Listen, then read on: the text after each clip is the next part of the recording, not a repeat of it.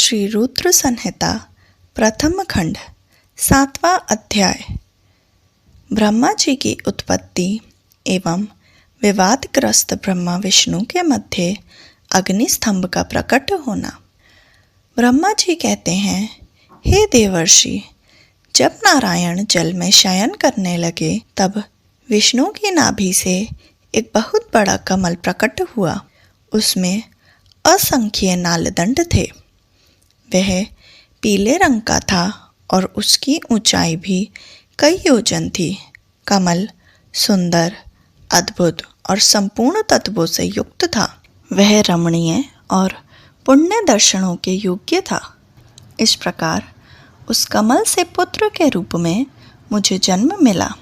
मेरे 4 मुख लाल मस्तक पर त्रिपुंड धारण किए हुए थे। भगवान शिव की माया से मोहित होने के कारण मेरी ज्ञान शक्ति बहुत दुर्बल हो गई थी और मुझे कमल के अतिरिक्त और कुछ भी दिखाई नहीं दे रहा था। मैं कौन हूँ, कहाँ से आया हूँ, मेरा कार्य क्या है, मैं किसका पुत्र हूँ, किसने मेरा निर्माण किया है, कुछ इसी प्रकार के प्रश्नों ने मुझे परेशानी में डाल दिया था।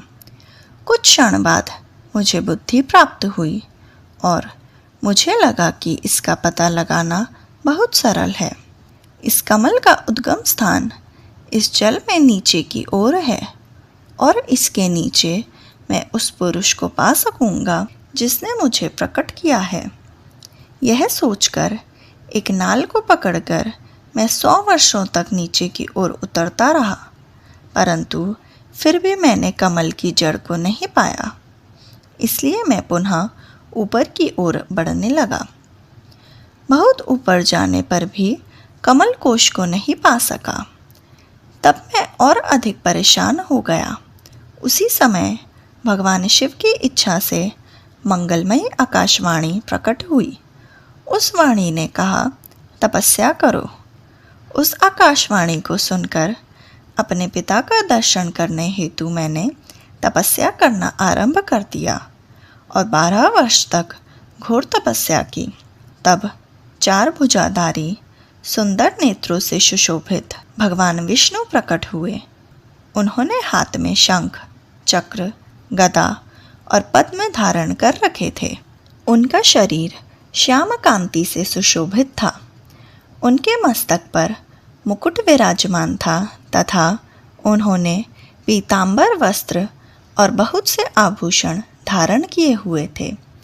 वे करोड़ों कामदेवों के समान मनोहर दिखाई दे रहे थे और सांवली व सुनहरी आभा से शोभित थे। उन्हें वहां देखकर मुझे बहुत हर्ष व आश्चर्य हुआ। भगवान शिव की लीला से हम दोनों में विवाद छिड़ गया कि हम में बड़ा कौन है। उसी समय हम दोनों के बीच में एक ज्योतिर्मय लिंग प्रकट हो गया।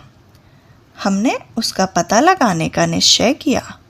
मैंने ऊपर की ओर और विष्णु जी ने नीचे की ओर उस स्तंभ के आरंभ और अंत का पता लगाने के लिए चलना आरंभ किया, परंतु हम दोनों को उस स्तंभ का कोई और छोर नहीं मिला। थक कर हम दोनों अपने उसी स्थान पर आ गए। हम दोनों कहने लगे, महाप्रभु, हम आपके स्वरूप को नहीं जानते। आप जो भी हैं, हम आपको नमस्कार करते हैं। आप शीघ्र ही हमें अपने असली रूप में दर्शन दें। इस प्रकार हम दोनों अपने अहंकार को भूलकर भगवान शिव को नमस्कार करने लगे। ऐसा करते हुए 100 वर्ष बीत गए।